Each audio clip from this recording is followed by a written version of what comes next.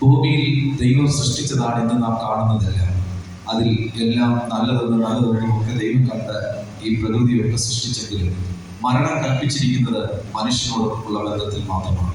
അതുകൊണ്ട് ജീവിച്ചിരിക്കുന്ന മനുഷ്യരായ നമ്മൾ വിദ്യാസമ്പന്നനാണെങ്കിലും വിദ്യാഹീനനാണെങ്കിലും കോടീശ്വരനാണെങ്കിലും സമ്പത്തില്ലാത്ത ദരിദ്രനാണെങ്കിലും മരണത്തിന്റെ മുമ്പിൽ കീഴടങ്ങി പറ്റുകയുള്ളൂ.